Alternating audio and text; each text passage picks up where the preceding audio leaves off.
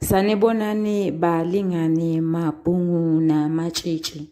Igama lami nguSpooky N isiZulu. Namhlanje ngifuna ukuthasisela iphepha lesithathu, isiqephu A. Siyakhumbula sonke ofundise izindaba ngumama ukaBhengu Zuma. Ake siboneke. Izindaba ebangeni leshumi neleshumi nanye, loku esingathi ngesingisi phecelezi ngu-grade 10 kanye no-grade 11 zintathu.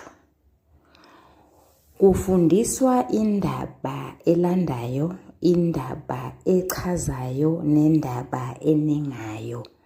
Noma ngabe sisetha zona zontathu bese ezimbili zazo siziphinda kabili ngoba ngokwephepha kufanele kube nezindaba ezinhlanu.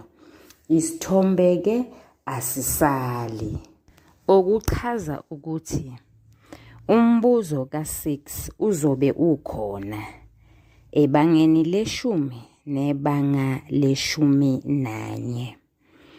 Okunye okubalulekile ke manje, lapha sesikhuluma ngo-FET wonkana, sikhuluma ngo-grade 10 to 12, yilokhu okulandelayo.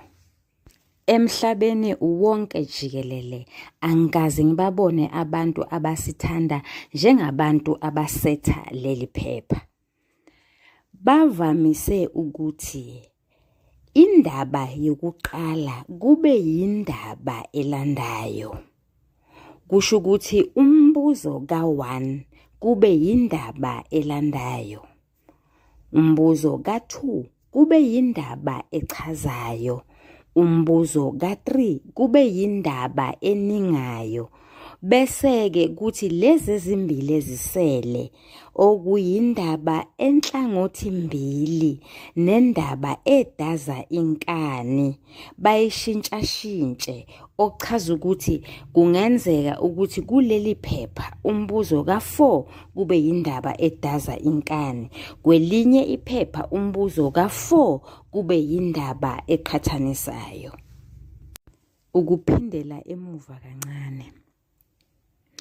Ebangeni leshumi neleshumi nanye, uma ngithi kufundiswa izindaba ezintathu ngiqinisile, akusho mina, kusho uThafuzwe. uThafuzwe yipholisi esetshenziswa wothisha. Ngiyabonga, uyathandwa. Ungakhohlwa ukusubscribe, sinamashaneli amathathu.